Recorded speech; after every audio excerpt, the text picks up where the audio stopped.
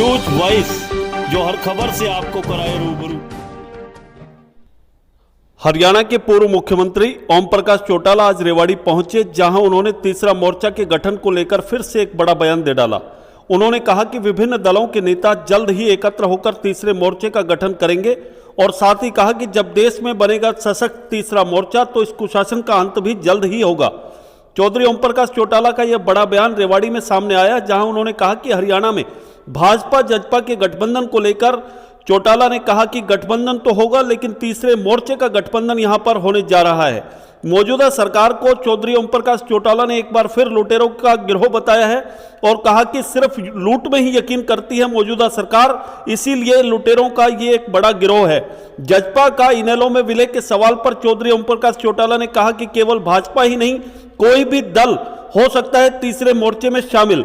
2024 में इनेलो की सरकार बनने का उन्होंने फिर से एक बार बड़ा दावा किया और संगठन की मजबूती के लिए हरियाणा में कहा कि जल्द ही इनेलो पार्टी एक पदयात्रा शुरू करने जा रही है।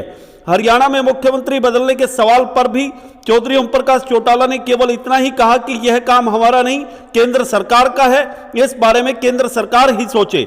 इनेलो के अलावा जनता से किए वादे किसी भी दल ने आज तक पूरे नहीं किए, ये भी चौधरी ओम प्रकाश चौटाला ने रेवाड़ी में आज कहा। आपको बता दें कि चौधरी ओम प्रकाश चौटाला आज रेवाड़ी के मॉडल टाउन में एक शोक सभा में शामिल होने के लिए पहुंचे थे, जहां तीसरा मोर्चा के गठन को लेकर के चौधरी ओम प्रकाश चौटाला ने यह बड़ा बयान दिया है। रेवाड़ी से न्यूज वॉइस के लिए संजय कौशिक के साथ अजय सागर अत्री की रिपोर्ट। प्रेस से संबंधित तो कोई बात नहीं, मुझे तो इनके दुख में शरीक होने का अवसर मिला था। लेट पहुंचा चूंकि मैं मौके पे था नहीं। परमात्मा इनकी मदद करे, बस यही उम्मीद लगता। राजनीति में उथल पुथल हो रहा है सर, बहुत सारा उथल पुथल हो रहा है राजनीति में भी। हरियाणा की राजनीति में बहुत सारा उथल पुथल हो रहा है, क्या कुछ कहेंगे?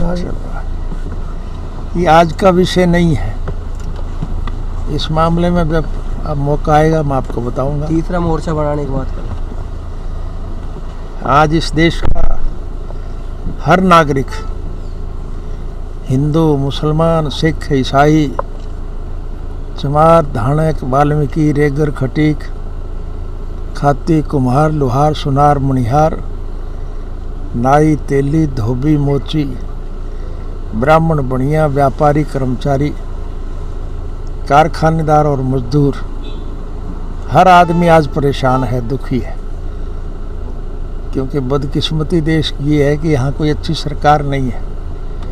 ये तो लुटेरों का एक गिरोह है जो पैसा लूटने में यकीन रखते हैं। इन्हें देश से कोई प्यार नहीं है, जनता से कोई सरोकार नहीं, पैसे के लोग ही लोग हैं। भारत जोड़ो यात्रा से कह रहे फायदा, भारत जोड़ो यात्रा से कह रहे कांग्रेस हमें फायदा मिलेगा हरियाणा में। राजनीतिक चर्चाएं हर राजनीतिक पार्टी के लोग करते रहते हैं, मुझे उसमें विस्तार से जाने की जरूरत नहीं, लेकिन मैंने बताया ना कि हर आदमी दुखी है और दुखी आदमी ये चाहते हैं कि कोई ऐसा मेड़ बैठे जिससे इस कुशासन का अंत हो। और इसके लिए मुझे ऐसा लगता है कि निश्चित रूप से विभिन्न राजनीतिक पार्टियों के अग्रणी नेता इकट्ठे होकर के तीसरे मोर्चे का गठन करेंगे और तीसरा सशक्त मोर्चा जब बनेगा तो फिर इस कुशासन का अंत निश्चित है। साहब, गठबंधन को लेकर क्या प्रतिक्रिया है? 2024 के चुनाव से पहले गठबंधन रहेगा या मिलकर के चुनाव लड़ा जाएगा, क्या लगता है आपको? गठबंधन होगा जी, और हर आदमी जो मैंने अभी बताया दुखी है, वो सब जुड़ेंगे और फिर चुनाव में इनका क्लेश कटेगा। जजपा का इनेलो में कुछ संभावना है जी, अभी भी उनके लिए रास्ता की आ जाए हैं? जजपा अगर आती है तो आपके आशीर्वाद के नीचे तो आ सकती है, अभी द्वार खुले हैं आपके।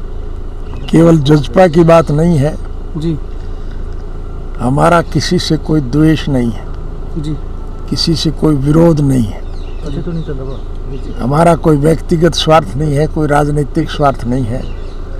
हम तो स्वर्गीय चौधरी देवीलाल जी के स्वप्न साकार करने के पक्षधर हैं। जी, चौधरी साहब ने जन्म से लेके आखिरी सांस तक जी, इस देश के हर नागरिक की मूलभूत जरूरियात जी, पूरी हो उसके लिए संघर्ष किया था। जी, और जनतंत्र में जनता के सहयोग और समर्थन से सरकारें बनती हैं और फिर चुनी हुई सरकार की जिम्मेवारी होती है कि वो जनहित के कामों में रुचि ले, लोगों की दिक्कत और कठिनाई को दूर करे। और कोई सरकार ये सब करने में सफल ना हो तो फिर उस सरकार का अंत निश्चित है, फिर चुनाव के माध्यम से ऐसी सरकार का पतन किया जाना चाहिए। लास्ट सवाल जी, 2024 में इनेलो की क्या संभावनाएं देखते हैं? बीजेपी है, कांग्रेस है, आम आदमी पार्टी भी दस्तक देने वाली है, तो इनेलो की क्या मान के चलते हैं जी हम कि अगर अच्छा करेगी, सीटें बढ़ेंगी या सरकार भी बन सकती है? अब ये फैसला तो जनता जनार्दन ने करना है जी, लेकिन लोगों की जो सोच है जी, उसका मेरे से आपको ज़्यादा ज्ञान है।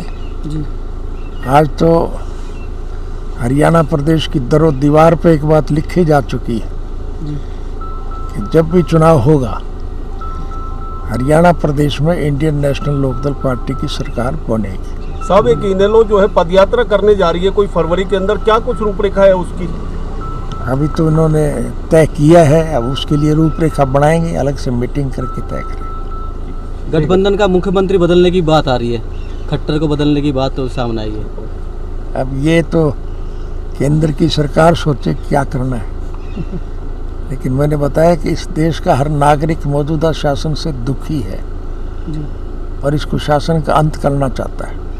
जसपा ने वादा किया था 5100 रुपये पेंशन, लेकिन आज तक हो नहीं पाई है। जसपा ने वादा किया था 5100 रुपये पेंशन सत्ता में आने के बाद देंगे, लेकिन सत्ता में भी है लेकिन 5100 रुपये पेंशन तो नहीं है। किसी भी सरकार ने जनता से जो वायदे किए, माँ सिवाय इंडियन नेशनल लोकदल पार्टी के सभी ने झूठे वायदे किए, किसी का कोई काम नहीं हुआ। क्या कुछ सुविधाएं देंगे आपकी सत्ता में सरकार आई तो?